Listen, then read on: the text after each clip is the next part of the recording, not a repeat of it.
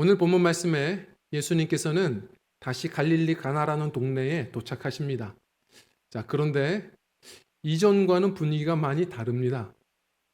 예전에 예수님이 오셨을 때보다는 이 가나에 사람들이 조금 분위기가 달라요.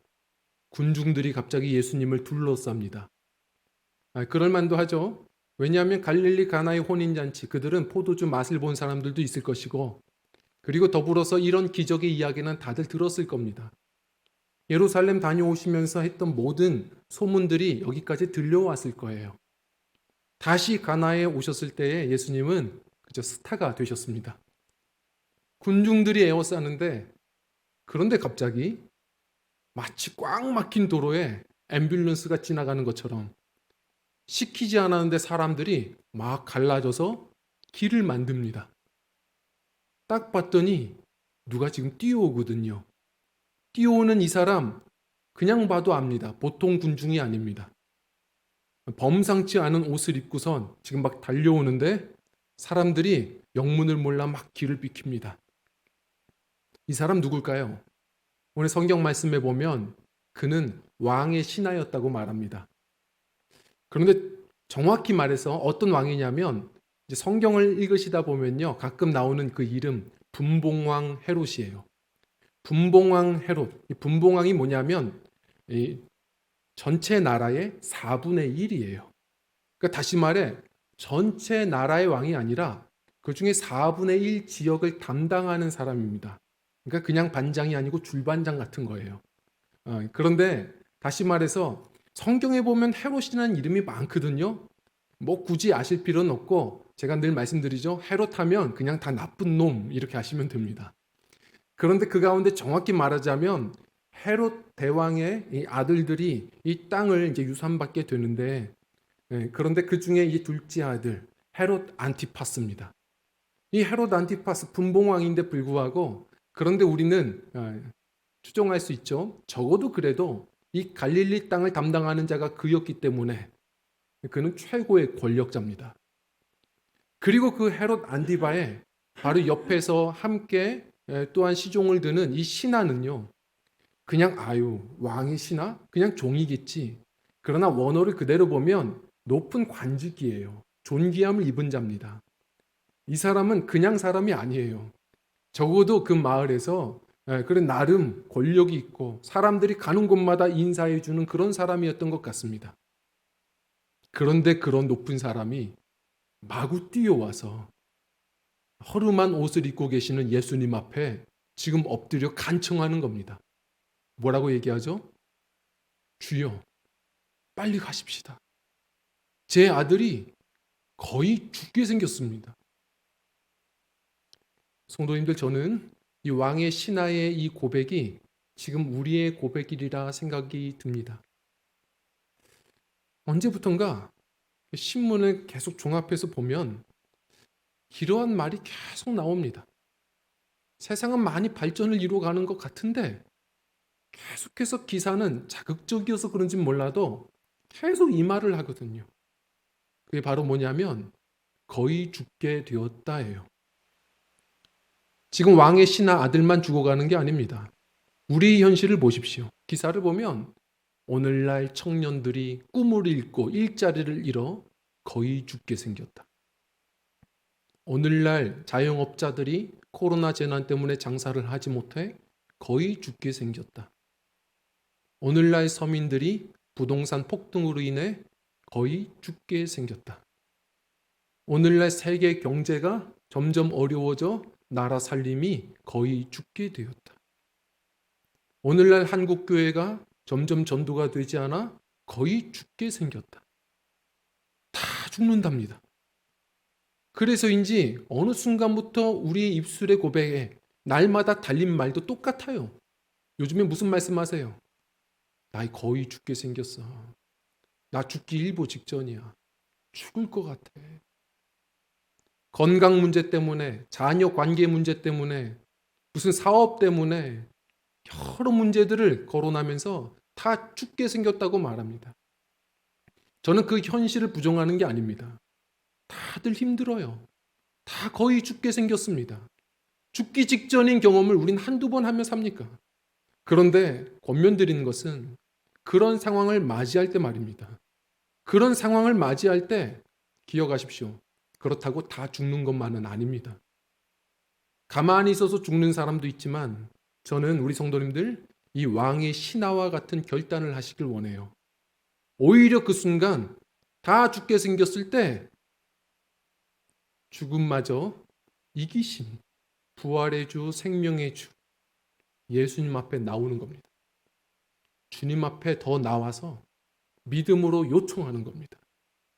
그럴 때 오히려 그 순간 우리는 주님께 말할 수 없는 응답, 은혜를 얻을 뿐만 아니라 우리가 생각하지 못한 믿음의 복까지도 많이 누리는 은총을 분명히 누리시라고 확신합니다. 이것이 성도의 선택입니다. 믿음의 선택, 어렵지 않습니다. 문제 생기면 그 순간 주님 앞에 빨리 나오는 겁니다. 어떤 분들은 이런 이야기를 합니다.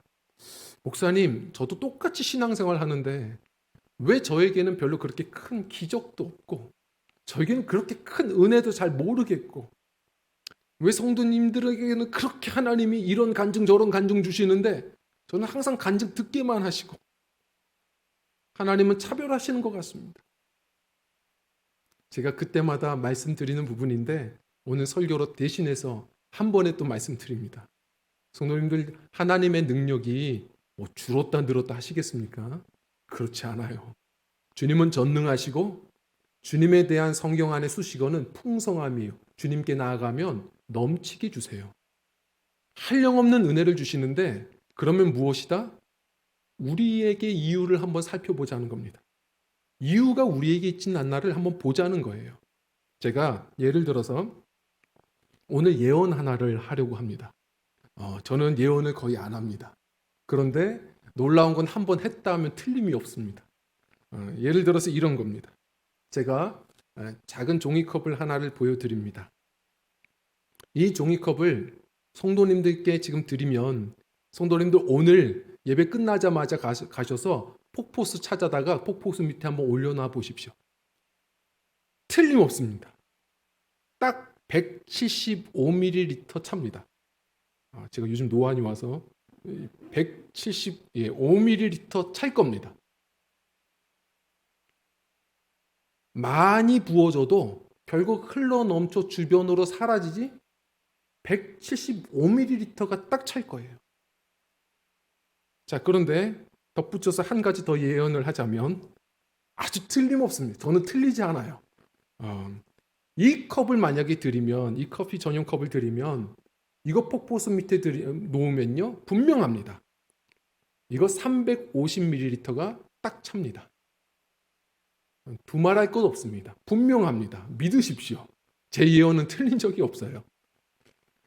드리고 싶은 이야기입니다. 우리 스스로를 한번 돌아보자는 겁니다. 하나님의 은혜는 늘 풍성하고 넘치도록 주신다고 하는데 왜 나는 다른 사람들이 누리는 것보다 은혜가 덜할까? 내 삶에는 어떤 주님의 만져주심이 역사가 늘 부족한 것일까? 보자는 겁니다. 성경 안에서 주님께서 늘 책망하시고 칭찬하실 때를 돌아보시면 좋습니다. 언제 칭찬하셨죠? 백부장의 믿음. 야, 내가 이만한 믿음을 본 적이 없다. 언제 책망하셨죠? 제자들. 야, 너희들 왜 이렇게 믿음이 적으냐? 내가 얼만큼 너희를 참으리요? 믿음입니다. 무엇이 있고 없어서가 아니라 믿음이에요. 믿음이 다 같은 믿음이 아니라는 겁니다. 주님께서는 항상 요구하시는 건 뭐예요? 네가 낫기를 원하느냐? 네가 나를 믿느냐? 믿음의 그릇을 올려드릴 때 그에 걸맞는 주님의 은혜와 은총들을 담아주시는 분이 주님이신 겁니다. 자, 오해는 하지 마십시오. 믿음의 그릇을 그럼 오늘부터 키워야지. 성경에 보면 믿음이라는 것은 선물이라고 또 표현합니다. 내가 노력한다고만 해서 믿음이 커지고 그런 건 아니에요. 그런데 단 한 가지를 하셔야 돼요. 믿음의 반응을 하시라는 겁니다. 그건 뭡니까? 믿음은 주님이 주시는 것이고 주님께서 또한 우리를 부르심의 목적대로 사용하시기 위해 필요한 그릇으로 계속 빚어가시고 넓혀가실 거예요. 우리가 할 일은 딱 하나예요. 믿음의 주를 바라보는 겁니다. 매 순간 바라보는 거예요. 주님께서는 우리 인생에 맑은 날씨도 주세요. 그리고 위로하시고 굳은 날씨도 주세요. 그러면서 우리를 연단해 가시는 거예요. 맑은 날씨를 주셨을 때 가만히 있지 마세요. 교만해서 넘어져요. 그 순간에 주님을 바라보고 너희들에게 즐거운 일이 있느냐? 찬송할지라. 찬송하세요. 감사하셔야 돼요. 그리고 예를 들어서 내 삶에 고통과 문제가 왔다? 그러면 어떻게 해야 돼요? 왕의 신하처럼 낙심하지 마세요. 주님 계시잖아요. 주님 앞에 나와 너희가 슬픈 일을 당했느냐? 기도할지라. 기도하시는 겁니다. 이렇게 찬송, 기도, 이것이 주님이 우리에게 주신 생명 말씀이에요. 주님의 말씀 따라 그렇게 주님 바라보며 살아갈 때 시간을 따라 때로는 고난으로 연단해 가시고 성령의 위로로 또한 어루만져 주시면서 우리의 믿음을 주님께서 복 주시고 은혜 주시고 주님께서 또한 많은 사명을 부어 주시도록 주님이 받을 수 있는 그릇으로 우리를 세워 가실 겁니다. 성도님들, 저는 키가요 150밖에 안 됩니다. 거기에 소망 걸지 마세요. 이미 틀려 먹었습니다. 더 이상 잘하지 않으실 거예요. 그러나 우리의 속사람은 갈수록 성장할 겁니다. 우리 주님 오시는 날까지 계속 주님 바라보며 주님 말씀 따라 순종하셔서 믿음의 그릇이 갈수록 커지고, 그래서 갈수록 주님의 역사가 더 강하게 경험되며 주님이 주시는 복으로 또한 나눌 수 있는 축복의 큰 통로들, 우리 믿음의 용사들이 되시기를 원합니다. 오늘 이 왕의 신하처럼 결정하는 겁니다. 내 믿음이 지금 적지만 반응하는 겁니다. 주님께 나아가 요청하는 겁니다. 주님, 제 아들 죽게 생겼습니다. 고쳐주십시오. 그때 주님께서 하신 말씀이거든요. 우리 이것이 진정한 믿음이에요. 우리 따라하겠습니다. 믿고 가더니, 우리 말씀을 한번 좀 읽어보도록 하겠습니다. 48절부터 50절까지인데요. 같이 읽겠습니다. 시작. 예수께서 이르시되 너희는 표적과 기사를 보지 못하면 도무지 믿지 아니하리라. 신하가 이르되 주여 내 아이가 죽기 전에 내려오소서. 예수께서 이르시되 가라 네 아들이 살아있다 하시니 그 사람이 예수께서 하신 말씀을 믿고 가더니. 아멘. 자, 지금 예수님 앞에 모든 체면 불구하고 가서 다 자존심 꺾고 간청을 하는데 저도 서운해지려고 해요. 예수님 왜 이렇게 차가우십니까? 예수님이 갑자기 말씀하세요. 너희가 도무지 표적과 기사를 보지 않으면 믿지 않는구나. 왜 예수님 이런 말씀을 하시죠? 왜 이렇게 차갑게 얘기하시죠? 오해는 하지 마십시오. 지금의 이 이야기는 왕의 신하에게 하시는 얘기가 아니고 잘됐다예요. 이 기회를 맞이해서 주님은 군중들에게 지금 하고자 하는 얘기를 하시는 겁니다. 왕의 신하의 아들만 고치시는 게 아니라 아십니까? 지금 모여있는 이 군중들 안에 더 중요한 병든 믿음을 치유하시는 거예요. 주님은 지금 뭘 얘기하시냐면 이들이 지금 왜 몰려왔느냐? 예수님을 인정해서가 아니에요. 이 고향 사람들, 가나의 혼인잔치 기적을 맛본 사람들 또 기적 보고 싶은 거예요. 또 그냥 포도주 마시고 싶은 거예요. 그냥 보여주면 그 정도만 믿고 또 가요. 제대로 된 믿음도 아니에요. 주님께서 그래서 딱 좋다 말씀하시는 거예요. 너희들이 도무지 표적을 보지 않으면 믿질 않는구나. 진정한 믿음은 무엇이냐? 진정한 복이 있는 믿음은 무엇이냐? 설명하시려고 이제는 고개를 돌려 이 찾아온 왕의 신하를 모든 군중들에게 삶의 설교자로 지금 세우시는 겁니다. 믿음은 이런 거라는 거예요. 이제 왕의 신하에게 돌려보며 얘기하십니다. 야, 네 아들 살았어. 가봐라. 한번 생각해 보세요. 만약에 우리 성도님들이 다급하게 저희 밤에 저희 집에 찾아오셔서 초인종 누르시고 목사님, 지금 저희 아이가 죽게 생겼습니다. 빨리 가서 좀 기도해 주세요. 그렇게 이야기하시는데 제가 가세요. 지금 아이가 살았을 겁니다. 이렇게 얘기하시면 아마 시험 들고 난리 나실 거예요. 어떻게 목사님이 저렇게 차가울 수 있냐? 나중에 지 아파봐라 내가 전화기 꺼놓을 거다. 막 그러실 겁니다. 그런데 이 사람은 지금 예수님이 제대로 된 처방전을 주신 것도 아니에요. 지금 같이 왕진 가시겠다는 것도 아닙니다. 지금 그 사람의 집은 가버나움이에요. 한 30km 이상을 또 가야 돼요. 가다가 내가 지금 잘못 들은 거 아니야? 그러면 아이 죽어요. 지금 이렇게 위태로운 순간인데 딱 한마디, 야, 네 아들 살았어. 가봐. 이 한마디에 곧장 갑니다. 원어를 보면 순식간에 지금 가요. 아주 빠른 걸음으로 갑니다. 자, 이게 믿음이에요. 이렇게 주님이 말씀하신 것처럼 성도님들, 진정한 믿음은 믿고 가는 거예요. 많은 분들이 보고 가려고 해요. 그것은 주님께서 지금 치유하고자 하시는 잘못된 믿음, 아주 그냥 작은 믿음이에요. 물론 그것도 믿음이라고 할 수 있겠죠. 보면 좀 가요. 그러나 기억하십시오. 보고 가는 것은 그건 믿음이라고 사실 말하는 게 아닙니다. 그건 경영이에요. 그것은 사업입니다. 그것은 그냥 디자인하는 거예요. 많은 분들이 믿음으로 산다고 말하면서 자기 삶을 자기가 디자인하려고 해요. 자기가 경영하려고 해요. 우리는 진정한 왕의 신하들이어야 합니다. 주님이 나의 인생의 경영주가 되세요.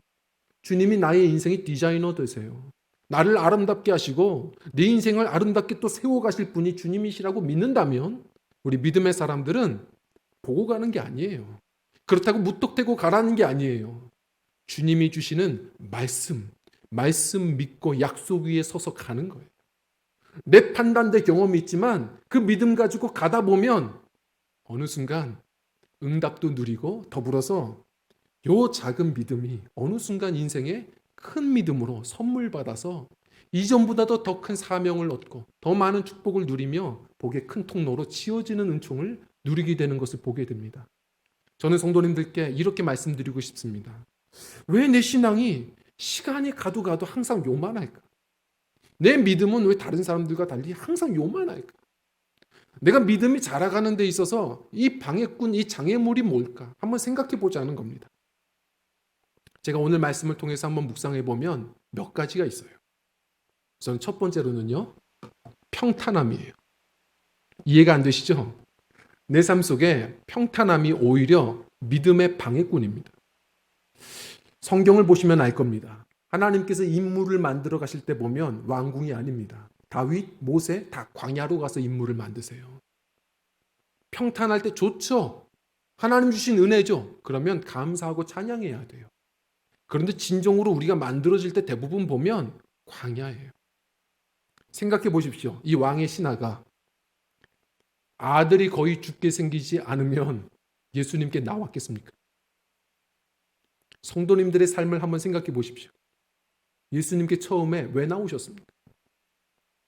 대부분들은 삶에 여유 있어서 나오는 거 아닙니다. 뭔가 인생에 허무가 있고 인생에 슬픔이 있고 삶의 어떤 문제와 결핍을 만났을 때 주님 앞에 나오시는 분들이 대부분입니다. 내 방법이 여전히 있으면 괜찮아요. 탕자의 비유처럼 내가 그래도 얻어먹을 수 있는 돼지 쥐염 열매라도 있으면 주님께 잘 안 나와요. 그러나 그것마저 다 떨어질 때 주님께 나아가는 거예요. 제가 이제 나이가 조금씩 되어가면서 한 가지 신체적인 큰 변화를 겪습니다. 다른 건 괜찮은데 뱃살이 조금씩 나오는 거예요. 저는 처음엔 부정하고 싶었습니다. 그래서 오랜만에 이렇게 바지를 하나를 사야 될 것 같아서 이렇게 또 맞추려고 하면요, 사장님이 얘기해요. 허리 사이즈가 어떻게 되세요? 그러면 34예요. 그런데 32도 입어요. 저는 항상 그렇게 얘기하거든요. 근데 언제부턴가 사장님이 그러면 32부터 딱 이렇게 주세요. 이렇게 보시면서 항상 하시는 얘기가 있습니다. 매몰차게 아저씨 34예요. 이제 예전 같지 않습니다. 이제는 어떻게 해도 안 돼요. 조금씩 나오는 뱃살을 해결할 수가 없죠. 그래서 제가 이제 긴장을 해서 이러면 안 되지. 그래도 긴장해야지. 딱 보니까 뭐 다이어트 보조 기구 같은 게 있어요. 아주 참 저렴해서 이 정도면 뭘 할 수 있지 않을까 생각해서 한번 관심이 있어서 봤습니다. 봤더니 별거 아니에요. 그냥 큰 벨트입니다. 이거를 그냥 차고서 생활하라는 거예요. 그래서 이게 무슨 원리인가 봤더니 사람이 다른 것 아니라 배에 늘 힘주고 긴장하면 뱃살이 빠진대요. 근데 긴장을 안 하고 배에 힘을 풀다 보니까 나온답니다. 그래서 이유를 알았어요. 근데 가만히 원리를 보니까 다른 게 아니고 이렇게 늘 이렇게 조여서 긴장하고 살 수 있도록. 그러다가 힘이 또한 습관 따라서 이렇게 힘이 풀려져서 배가 나오면 얘가 탄탄해지면서 갑자기 경보음이 들린다는 거예요. 삑삑 소리가. 창피해서 다시 배에 힘주게 되고. 보면서 느꼈습니다. 우리 겉사람만이 아니라 속사람도 똑같습니다. 우리의 삶에 편안함이 오기 시작하면 우리 죄가 살쪄요. 어느 순간부터 우리 죄가 막 찾아 들어옵니다. 그때가 더 긴장할 때입니다. 그래서 하나님께서는 때로는 우리가 알아서 긴장하지 않으면 성경 안에서 그래서 계속해서 근신하라 깨어라 말씀하시는데 아무리 말씀을 들어도 편안해서 깨닫지 못하고 기도하지 않으면 때로는 삶의 경고등을 켜시는 거예요. C.S. 루이스가 뭐라고 말했습니까? 고난을 하나님이 왜 자녀들에게 주실까? 왜 사랑하는 자녀들에게도 고난을 허용하실까? 그 고난은 하나님의 경고등이다. 하나님의 메가폰이다. 그거라도 좀 빨리 깨달아서 그 삶에 있어서 좀 결핍을 알고 주님 앞에 나오라는 사인이라는 겁니다. 아메리카 인디언들을 보십시오. 아메리카 인디언들이 사실 전통상 보면 다 어떤 사람들이었습니까? 모이칸, 아파치, 다 전사들이었습니다. 그런데 어느 순간 미국 정부에서 그들을 지정구역을 주고 거기다가 재정 지원들을 해주면서 편안하게 할 말 없게 해주니까 어느 순간 어떻게 돼요? 이 전사들이 살찌기 시작하고 마약 중독자, 알코올 중독자, 지금 사회 문제들이 또 될 때가 많습니다. 성도님들 편안한 것만이 주님의 복이 아닙니다. 저는 고난을 찬양하는 것은 아니지만 저는 분명한 것, 하나님은 고난도 축복도 성도들에게 주시는 분은 하나님이라고 믿어요. 때로는 삶의 고난이 있을 때 우리 원망만 하지 말고 주님이 주신 경고등으로 알고 주님께 나오셨으면 좋겠습니다. 그리고 이왕이면 지혜로운 믿음의 사람들, 우리가 편안할 때에도 감사하고 늘 깨어 기도하는 믿음들이 되셔서요. 항상 이 믿음이 꺼지지 않고 성장해 갈 수 있는 신앙들이 되셨으면 좋겠습니다. 그리고 또 하나의 방해꾼이 뭐냐면 얕은 지식입니다. 생각해 보십시오. 오늘 주님이 갈릴리 땅으로 딱 가시기 전에 하셨던 본문 말씀이 있습니다. 뭐라고 하시죠? 내가 고향에서는 환영받지 못한다. 영어 성경으로 보면 웰컴 받지 못하세요. 왜? 고향 사람들은 예수님이 어렸을 때부터의 모습들에 대한 소문도 알거든요. 요셉의 아들, 목수의 아들, 이 얕은 지식 때문에 공생의 사역이 시작됐는데도 예수님을 예수님으로 보지 않는 거예요. 그래서 다른 성경에 보면 예수님이 내가 고향에서는 기적도 많이 일으킬 수가 없도다. 능력이 없는 게 아니라 사람들이 예수님을 예수님으로 보려고 하지 않으니까. 저도 공감해요. 비슷한 마음이 있거든요.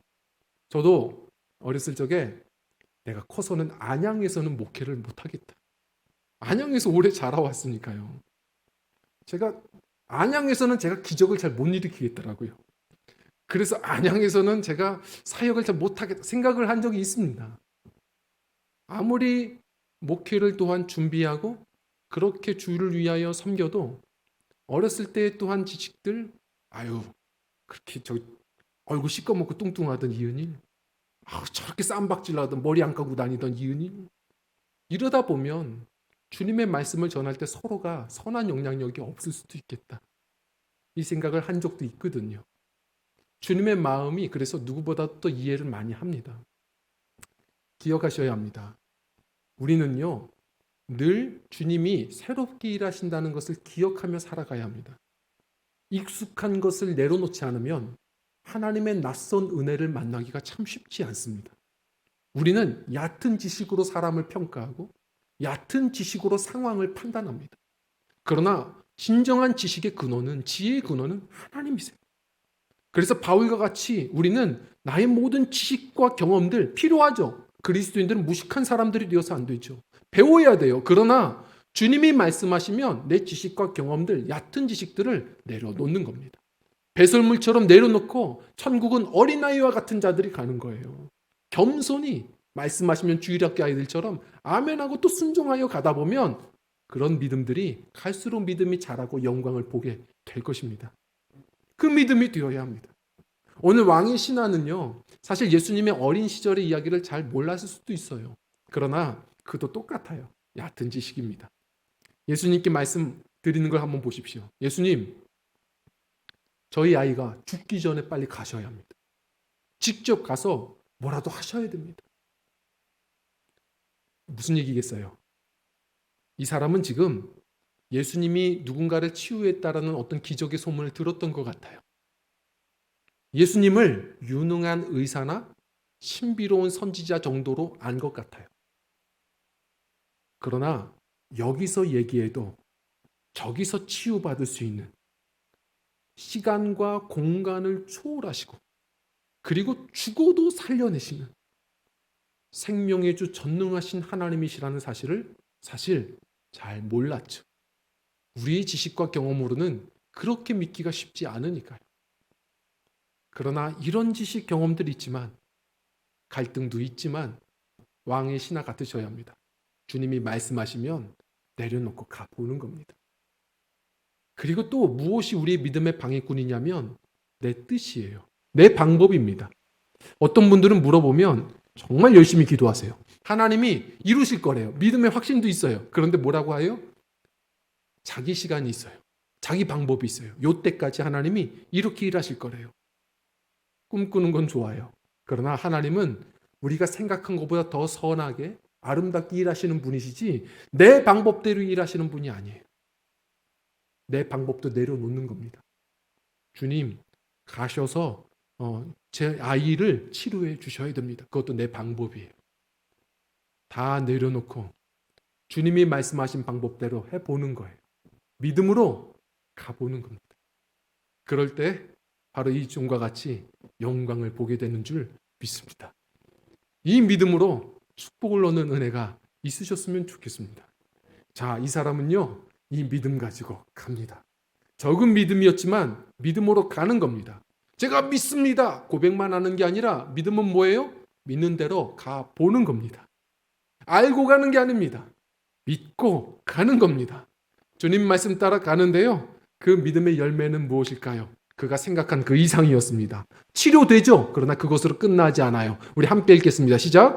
온 가족이 믿더라. 아멘.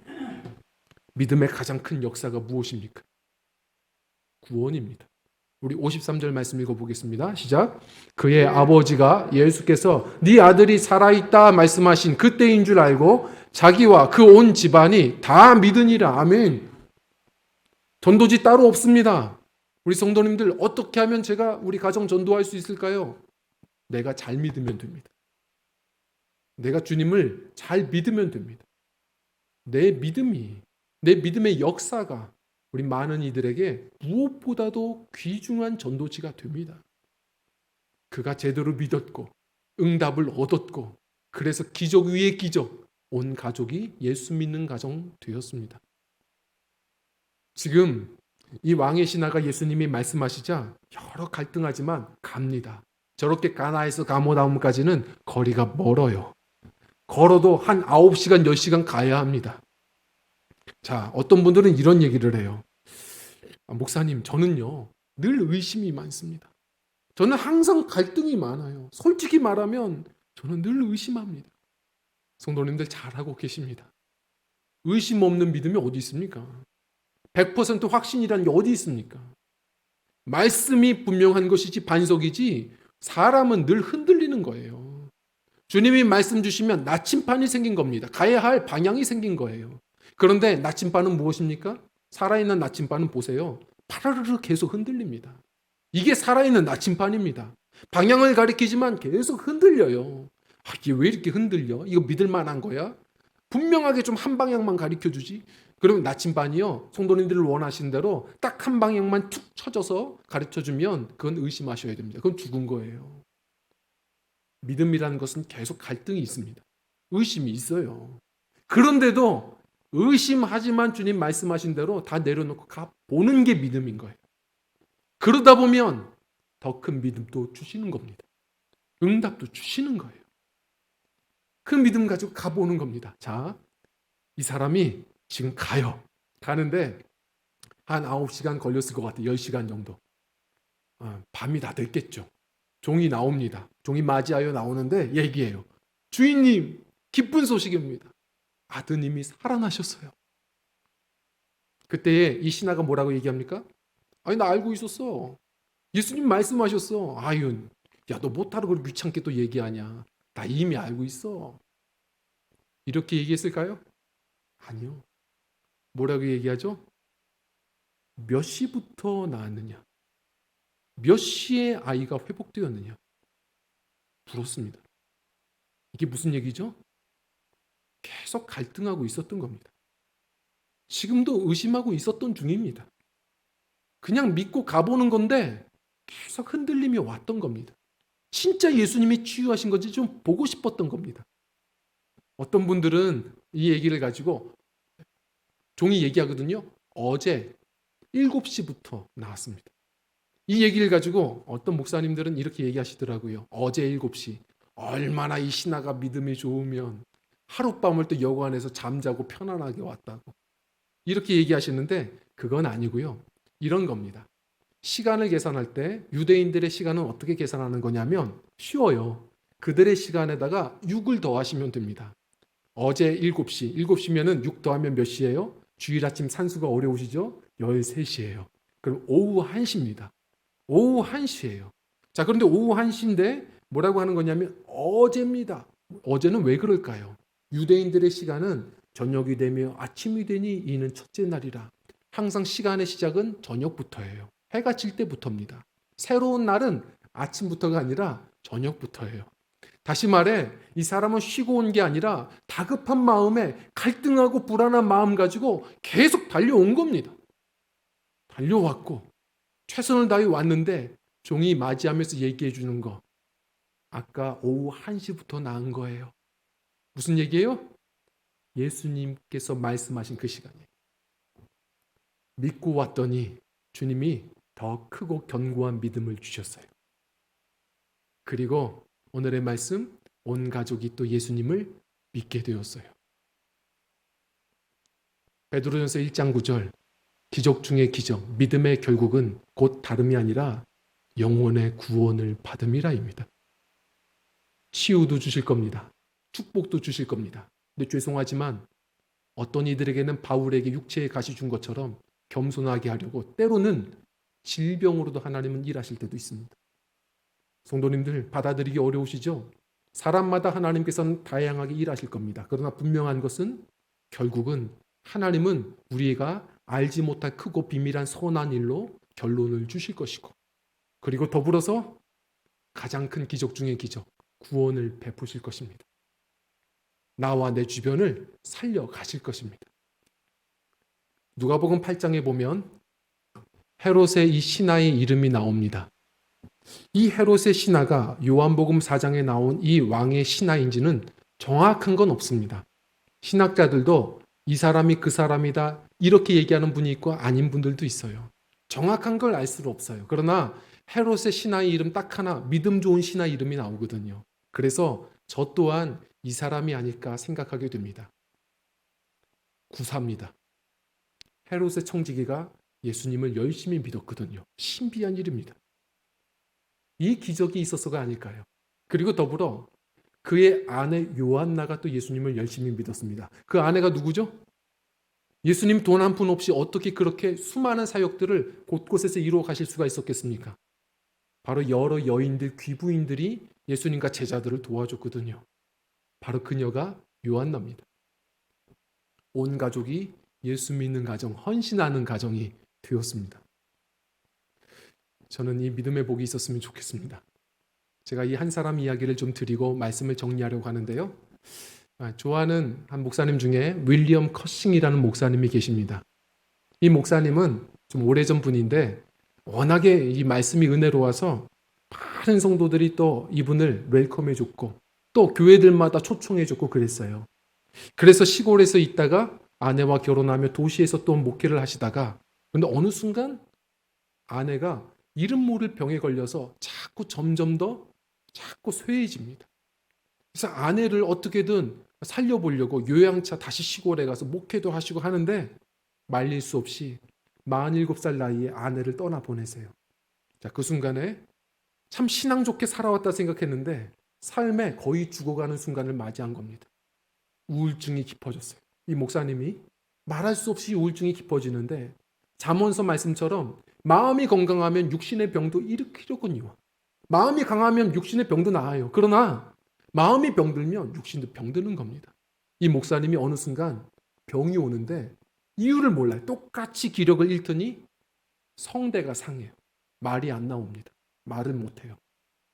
그리고 어느 순간 거동이 불편해집니다. 주님 앞에, 주님 더 이상 제가 사역도 못하겠습니다. 빨리 데려가 주십시오. 근데 그때 주님이 하시는 응답, 찬송해라. 아니 제 목소리도 안 나온다고요. 아니 찬송 시를 쓸 수는 있지 않느냐. 그래서 그때 많은 위로와 은혜를 얻고 찬송 시를 쓰다가 이분이 회복이 되어가요. 그리고 이전보다 더 존귀한 사역을 감당해요. 아십니까? 그분이 그때부터 썼던 시가 우리가 많이 부르는 찬송가들이에요. 300여 편의 찬송시를 씁니다. 그 중에 대표적으로 하시는 것, 주 날개미 내가 편안히 쉬네. 너무 은혜로운 찬송 가사들이 많아요. 그 중에 제가 또 소개하고 싶은 오늘의 찬송가는요, 오늘 우리가 아침에 불렀던 것, 이 눈에 아무 증거 아니 배워도. 그 원 가사를 그대로 제가 한번 좀 해석해 드리면 이런 가사였습니다. 저 깊은 골짜기라도 내 구주와 함께 가리. 폭풍은 내리치고 거센 물결 흘러도 나와 함께 하시는 그 손 잡고 나는 두려워 않고 가리. 주님이 곁에 계시면 위험은 날 놀라게 못하리. 따르리 그 어디라도 나는 따르리다. 너무 이 아름다운 가사. 그런데 저는 좀 더 강하지만 우리식의 번역도 너무 좋아해요. 늘 은혜되죠. 이 눈에 아무 증거 아니 배워도 믿음만을 가지고서 늘 걸으며 이 귀에 아무 소리 안 들려도 하나님의 말씀 그 약속 위에 서리라. 걸어가세요. 우리 성도님들 이것이 믿음 아니겠습니까? 많은 분들이 믿음이라고 말하면서 그냥 보고 가려고 하고 알고만 가려고 하고 항상 보면 경영하고 디자인합니다. 성도님들 우리 주님이 말씀하신 게 있습니다. 내가 다시 올 때 믿음을 보겠느냐? 주님의 마음을 시원하게 드리는 믿음의 용사이셨으면 좋겠습니다. 다른 거 뭐 있어서 우리가 여기까지 왔습니까? 힘겹고 어렵고 거의 죽어가는 상황에도 똑같습니다. 믿음의 주 바라보고 믿음 붙들고 가보는 겁니다. 그럴 때에 매 순간 그러셨던 것처럼 주님은 응답하시고 내가 알지 못할 선한 일들로 주님께서는 은혜를 허락하시는 주님이신 줄 믿습니다. 저는 우리 성도님들 어떻게 사시는지는 몰라도 기억하십시오. 이 왕의 신하처럼 사람의 종이었다가 이제는 진정한 왕 되시는 예수 그리스도의 종이 되셔야 합니다.